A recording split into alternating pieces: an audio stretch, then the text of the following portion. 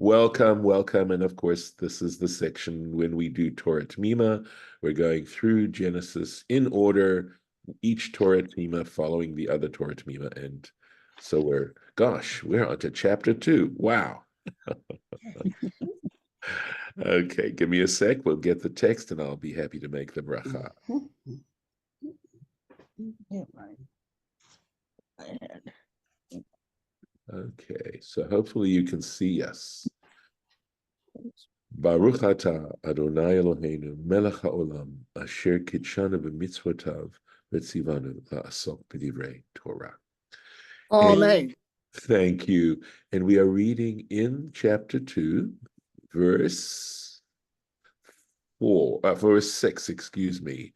And this is talking ultimately about the creation of man. And what it's saying is that there were no plants as such. This is a interesting take, a very highly literary take on our significance as human beings and our relationship to our planet, because it's saying that there was no man on earth at that point.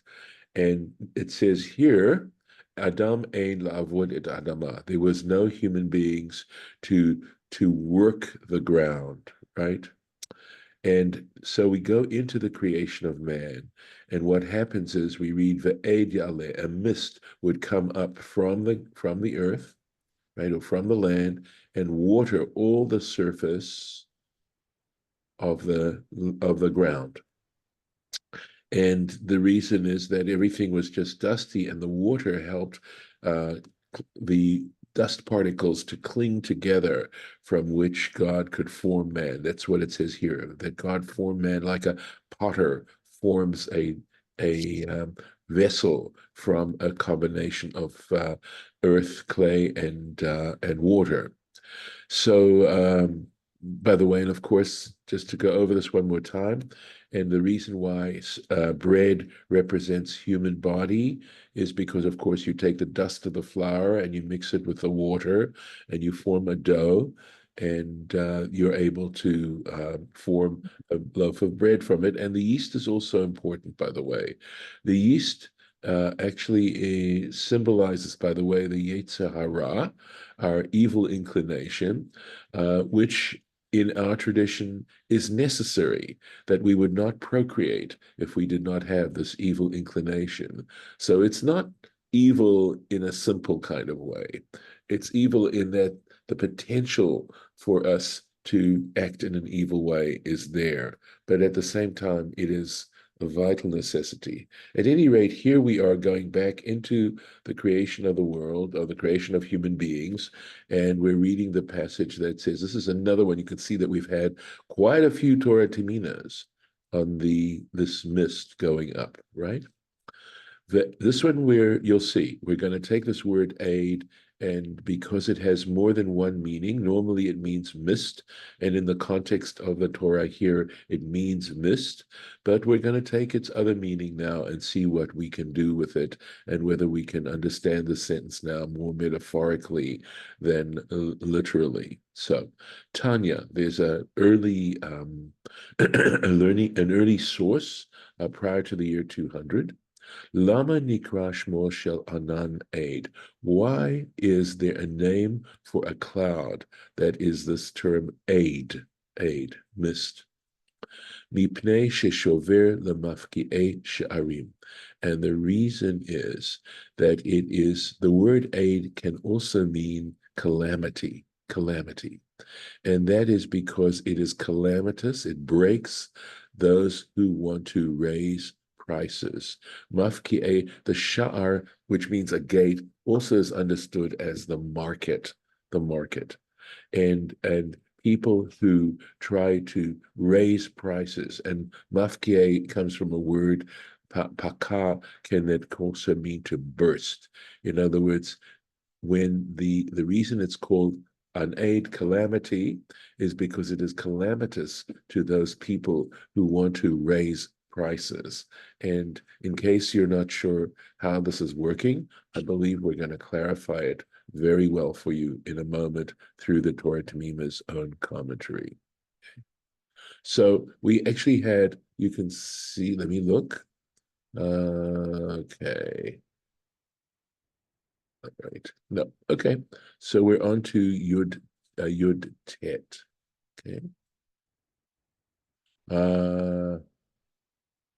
Here we go. I believe we did this. Maybe we didn't, and if we didn't, because I have my marking here. So let me do this one, and then I'll go back and make sure that we did the previous one. All right. So, Klomar, what this is trying to say is, oops, this is not it. Here we are. So let me look at this and make sure I've got the right one here. Yeah, Yud Tet. Here we are. Let me find it. Here it is.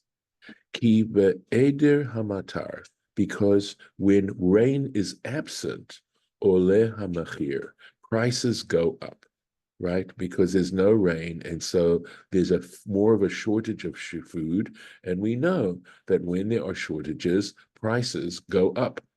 But when rain comes, yored hamachir. Now there's a surplus, and so prices go down.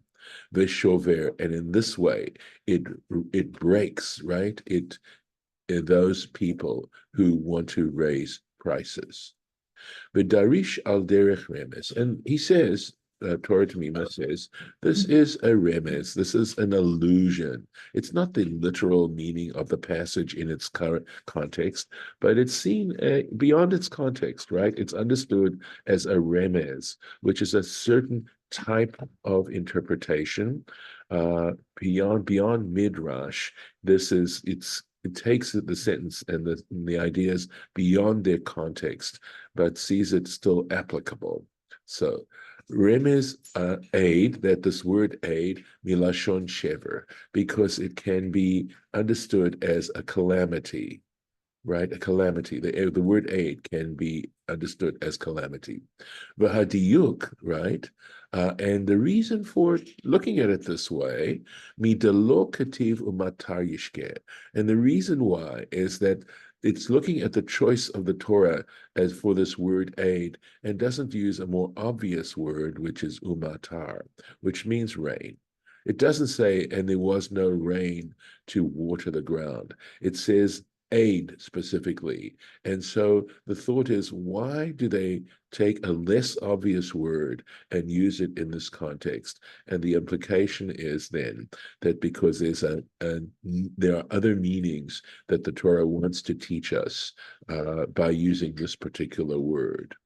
Okay, let me see. Okay, let me make sure. Sorry, I want to make it just moved, as you could see. Okay. Okay, Vihine, and here, the Yerushalmi, in the Yerushalmi, in other words, in the Talmud Yerushalmi, and let's see what's going on here. Okay, so you see this is the reference. This is the reference to, and this is, because it says Sham, it means Ibid. It means in the same place, right? That's the meaning of Sham, meaning in the same place here. So in other words, he is taking this particular passage from the Yerushalmi in the tractate Tanit, chapter 2, halacha 1, right? And he's saying there, this particular one is in chapter 3, halacha 3.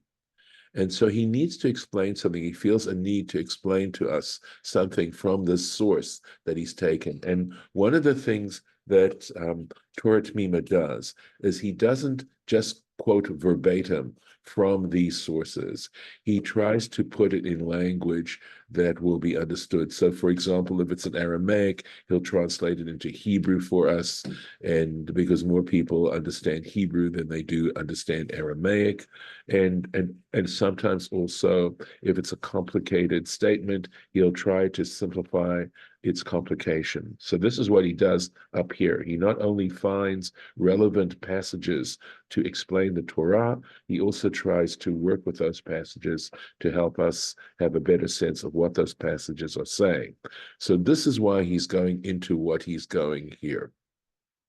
Right. So he says, and here in the Yerushalmi, lo badrasha zo meforeshet. He says this interpretation, right, about the aid it's called aid because it's calamitous to people who like raising prices, right? He says it's not stated explicitly, ach miyeter ha'inyanim, but he says from various other issues, hamit ba'arim sham, which are clarified there, umehamevuar bebereshit rabbah, and stuff that is clarified, in other words, material on this subject that is clarified in another source, the Bereshit Rabbah, Perek Yud Gimel, chapter 13, Uvi Yalkut, another midrash, the Yalkut Shimoni, Uve Shochar Tov, and also this is a midrash on the book of Proverbs. I wish I could remember. It's either Psalms or Proverbs, but I believe it is. It's the book of Proverbs. It's a midrash on the book of Proverbs, Kaf Lamed Hey. This is on Psalm, in other words, 135, right? I believe. Okay, so then I'm going to back up. Shochar Tov is a midrash on the book of Psalms. Please forgive me. I had done my preparation, but done it last week, and I'd forgotten this. So Shochar Tov is on the book of Psalms. So Psalm 135. Near it appears Yerushalmi Nishmat Hama'amar Hazeh, that it looks as if this in the Yerushalmi, this particular statement that we made about being called aid because it's calamitous to the who raise prices, somehow it's been removed, right? It's been removed. Ukvar He'ir Azeh, and a comment has been made about this. In other words, the fact that the text of the Yerushalmi appears to have been altered to remove this specific interpretation. So the person who has made a note about this, Harav Shlomo Buber, the Rabbi Solomon Buber, that is Martin Buber's father, who actually was quite a scholar, and here he is being mentioned. And this is Nercho Yair, means let his lamp illumine. And this is what you put after someone who is alive. In other words, Solomon Buber must have been alive at the time when the Torah Temimah, when Baruch Halevi Epstein was writing his commentary. And so you know that a person who's deceased, we put Zayd Lamed, Zichrono Livracha, may his memory be a blessing. But for someone who's a living, we say Nero Yair, may his lamp continue to illumine. Bebi'uro l'shochar tov sham. So Solomon Buber apparently wrote a commentary on the midrash on the book of Psalms there under Psalm 100 and was it 135, right? So he's giving us references if we want. What is interesting, I believe, Solomon Buber's, I don't know, I've never looked at his commentary on the book of Psalms. I know that he is, generally speaking, I've seen some other commentaries he's written, and basically they're very, very, what they are critical editions where he takes other manuscripts and other early printed texts and compares them to his main text and has notes where he notes the distinctions between the various versions of the text. So it's a very high level, generally high level critical, what would be called a critical commentary, because it brings to mind or it brings to our attention variations in the texts as they exist from the various manuscripts, such as in the Vatican. The Vatican has an amazing collection of manuscripts, etc. And it's the Bodleian Library, if I'm not mistaken, and possibly a library at Oxford University. I'm not sure. But there are these amazing libraries of collections of manuscripts and very early printed editions. And scholars have gone over this material and tried to help us read the text that we have. So, and with the variations and point out the variations. And of course, sometimes a variation can affect an interpretation, but it's usually on a very subtle kind of way. So a little bit of introduction to that idea of scholarship. Let's go back now to comment 18. I believe we did not have a chance to do this. Okay, so this is again looking at this word aid, right? Amar Reish Lakish. I'll just go over this quickly. Reish Lakish said, "Ketiv ve'aid ya'ale min haaretz." It says, and this aid went up from the ground. Mikevan she'ala shever milamata, and he's taking this in a different kind of way. He says that because calamity arose from the bottom, meaning from the earth, right? And that's understanding. Miyad hakshamim rodim. At that point, immediately the rains fall. So let's take a look at what he has to say here. So he says, la'asmachta v'remez ba'alma. So he says, for support, he uses this verse for Eid Yaleh. He simply uses it as a support, not as a proof, but as a support and an allusion. Simply, ba'alma, simply as allusion. Hotzi hamila. He has taken this word out of its contextual meaning. Ve'aid, Hamila ve'aid, he's taken out this word ve'aid, quote, quote, mi pshata, from its simple meaning, lohorot, to teach something else. Ki leiridat geshamim, that in order for rain to fall, tzarich rachamim merubim, we require a tremendous amount of love, utfilah, and prayer. In other words, it's an expression of divine love. We need to seek God's mercy and love. Utfilah b'da'aga, and our prayers have to arise with worry, uveshivron lev, and broken-hearted. In other words, when we recognize our imperfections as human beings and realize just how much we depend on rainfall. And of course, Israel, unlike Egypt, which depends on the flooding of the Nile, Israel depends on rainfall. This is actually mentioned in the Torah.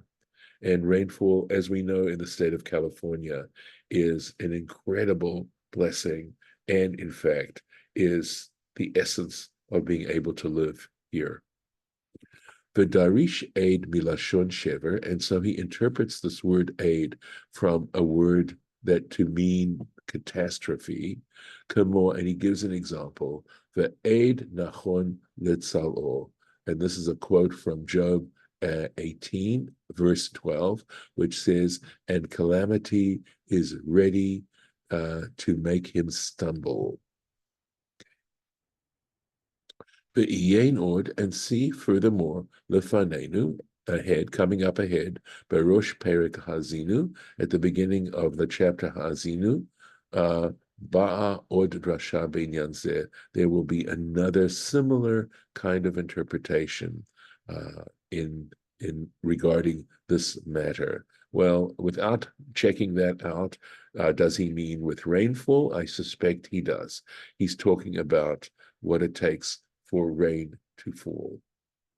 So we'll take a little more. So let's go on this. So we're right here now, right? Min haaretz, from the land. This mist came up from the land. Melamed sha'ed hevei gedulo min haaretz. So what this teaches us is that a mist comes up. In other words, mists develop from the land. From the land itself. What does it mean? So we're going to see what's the point here. Okay, let's take a look. Here we go. Klomar, that is to say, mimayim shalmata, that it comes from the water below. In other words, it doesn't come from the heavens. It comes from the water that is on the earth or underneath the earth, from subterranean sources. Below mimayim shalmala, and not from the waters in the heavens. Sheshoteh ba'aretz, because what happens is this, as it were, this mist drinks on the land, ve'oleh, and comes up. Kemoshe katuv la'el ot yud gimel, as is mentioned above in note 13. So, and that's where it says that there wasn't any, at that point, there was no matar, there was no rain to water the earth. We looked at that verse quickly. Okay. Okay. V'nafkamina. And what's the practical issue going on here? Is there a practical distinction between water that comes up from the earth, from the ground, as opposed to water that comes from the heavens? Mazed Ladina. There is actually a halacha which is affected by the point being made that the aid is something that must come up from the earth. Al pimada kaimalan, and it's based on something that we have as an established halacha, the asur la'asot sukkah midavar she'ein gidulo min haaretz. We are told that when we construct our sukkah for the Feast of Tabernacles, we are forbidden to make that sukkah from anything that doesn't grow in the ground, grow from the ground. So if you want to make your sukkah walls out of corrugated iron, that is not going to work. It doesn't grow from the ground. Ulachad man da'amar, right? And there is an opinion that says, Hayu hasukot sheyashvu bahem Yisrael. Remember this, we dwell in the sukkah as a remembrance of the sukkot that the Israelites dwelt in during their wanderings in the wilderness. Okay, that's one of the reasons why, and it's stated in the Torah, right, Bamidbar, that those Sukkot, that those Israelites dwelt in, Ananei Kavod, were clouds of glory. Some of you know this particular interpretation, that, in other words, what it means is clouds of divine presence, that's the Sukkah that we're talking about.